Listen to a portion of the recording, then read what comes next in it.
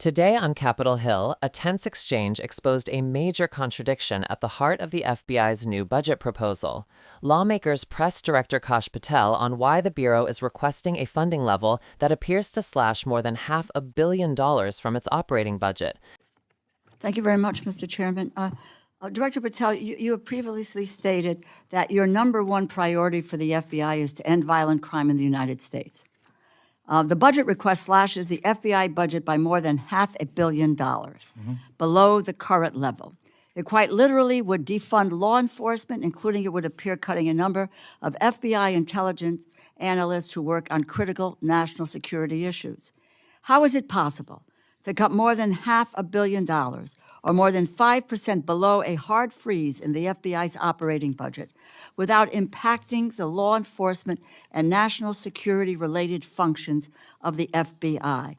Please specify exactly which positions would be cut. Ma'am, at this time, we have not looked at who to cut. We are focusing our energies on how not to have them cut by coming in here and highlighting to you that we can't do the mission on those 2011 budget levels. And so what we're focusing on is right now is working with our partners in OMB, the appropriators, to say that we cannot cover down on the mission at the levels that we would have to go to, which would be the 2011 levels, should all the budget cuts you just outlined be implemented. So, but are you talking about coming up here with a budget request that restores the funding that has been cut, that it's a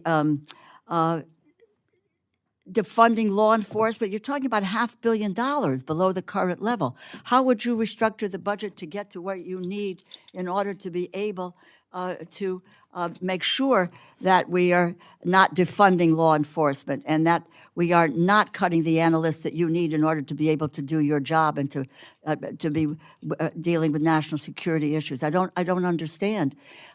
You've got a budget request, $500 million less, and you're cutting people. You don't know who you're going to cut. You don't want. Tell us which it is. Are you going to restore that $500 million? You're going to request restoring that $500 million?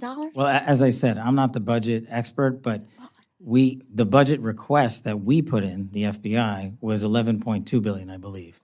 And we are working through the appropriations process and the OMB process and the skinny budget that we've received to work with y'all to help us get to a number. And I believe if we got back the number you stated, we would not have to cut more FBI. So with a $500 million cut, more than 5% below the hard freeze of the FBI's operating budget, you believe that then this would not impact enforcement or national security-related functions? Then what are the positions? I'm going to ask the question again. What positions are you looking to cut? What is the cuts for this $500 million? Now, apparently that $500 million, you're not in the budget department, but this is your budget. This is your budget. You have to have some idea of what you want to fund or not fund, or where you think you can cut or not cut, and provide that information to OMB. I'm unclear, and it seems to me that you are, as to what should be the budget of this agency, and if it's $500 million lower, what are the positions that you believe will have to be cut in order to reach the mandate that you are bringing forward to us in terms of your budget? Well, that's exactly what I'm saying. That's the proposed budget, not by the FBI. The proposed budget that I put forward is to cover us for $11.1 billion, which would not have us cut any positions. The proposed budget. So the skinny budget is we don't have, the skinny budget is wrong. The skinny budget is a proposal, and I'm working through the appropriations process to explain why we need more than what has been proposed. So in that budget. what do you need? You need $11.2 billion? Approximately. Okay. Now, is that going to be delineated? I don't know what that means in terms of cuts that would be coming up to reach that goal. So there would be no additional positions deleted from the FBI if you get that amount of money. That's correct. And that's what we anticipate is coming in a budget that we anticipate at some point. We don't know when we're going to get it, even though we will be in markups by the time this effort is underway. But according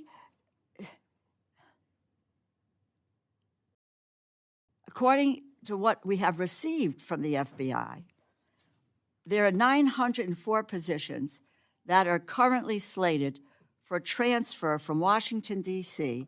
to field offices that are currently vacant. Is that correct? Yes, ma'am. Okay. This is, what is there any explanation of why these positions are moving to field offices? One of the things we can't seem to get answers to, and this is not you, is programs are being deleted, programs that are being frozen, dollars are being frozen, programs that are being cut. We don't have any sense on this committee, which is the Appropriations Committee, and making a determination of what we should or shouldn't do, is any evaluation from any agency so far, and I ask this of you, what is the criteria? What are the programs that are going to be potentially left behind? What is the evaluation process here that says why these programs are no longer functional or not working? What is the story? Can we get from you when we're going to get some sort of an idea of what is a budget that you can deal with? Is what will be, what may be cut, what may not be cut, and why? What's the criteria by which that these programs would be, the evaluation is to transfer them out? Or why are these people going to field offices? Can we get that from you? Yeah, I can give it to you right now, ma'am. The short answer as to why these folks are going to the field is because we are moving agents, intel analysts, and SOSs across the country into every state to get a hand-level grasp on violent crime in every single community. We're moving those folks out there. Okay, but I just will wrap up, and thank you, Mr. Chairman. You need to provide for us, specify exactly which so-called, quote, overhead positions are being cut, and since other federal agencies are also proposing position cuts, how won't this cut inevitably reduce the FBI's intelligence analytic capabilities? We need to have that information before we can determine what the budget is. Yes, ma'am. Thank you. Yield back. Mr. Klein. A cut, critics warn, would effectively defund federal law enforcement. If you want more clear breakdowns like this, make sure you subscribe to the channel. It helps us keep bringing you real explanations behind these hearings. The friction began when one senator asked Patel to reconcile his stated priority, reducing violent crime across the country, with a proposed budget that drops the FBI's funding by more than 5%. That reduction is deep enough to jeopardize intelligence analysts and national security programs that rely on stable staffing and steady funding. The senator's question was simple. If the FBI's mission depends on people, how can you claim these cuts would not affect operations? And more importantly, which positions would disappear under the new numbers? Patel's response made the situation even more unclear. He said the FBI itself did not design the lower budget and that he is now working with the Office of Management and the appropriators to avoid those cuts. In other words, the proposal being publicly debated is not what the FBI wants, but rather a placeholder known as the skinny budget, a document often released early by an administration before detailed negotiations begin. This confusion highlights something many viewers may not realize. Agencies do not always control the first draft of the budget released in their names. That draft often reflects broader political priorities rather than operational needs. If you're learning something new here, hit the subscribe button so you never miss our breakdowns of how the federal budgeting process actually works. The senator pressed harder, arguing that if Patel opposes the cuts, he should be able to explain which positions would be removed if Congress follows the proposed numbers. It is a fair question. Every dollar cut from an agency eventually becomes a job, a program, or a capability lost. The director, however, repeatedly insisted that he has not mapped out who would be laid off because the FBI is still trying to convince Congress to reverse the proposal. This moment reveals a deeper tension that often plays out behind closed doors. Law enforcement leaders rarely want to outline hypothetical cuts because it can weaken their argument for full funding. Once you list what you are willing to sacrifice, lawmakers may take that as permission. If you appreciate this kind of behind-the-scenes understanding of how Washington actually works, be sure to subscribe so you stay informed. Throughout the exchange, Patel emphasized that the FBI's true request is around $11.1 to $11.2 billion, and that at that funding level, no positions would be eliminated. To the director, the skinny budget is simply a starting point that does not reflect the operational reality of modern policing, especially as violent crime, cyber threats, domestic extremism, and foreign intelligence activity accelerate simultaneously. This is the heart of the issue. If agencies are expected to handle 21st century security threats, funding levels from a decade ago will not sustain that mission. The senator's concern that a $500 million reduction amounts to defunding federal law enforcement is not political rhetoric. It is a mathematical fact, and it raises a bigger question. If the FBI is asked to do more with less, what corners get cut first? Intelligence, forensics, cybersecurity, training?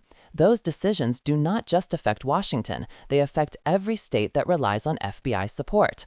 If you think these deeper conversations matter, subscribe now because we break them down in ways national broadcasts rarely do.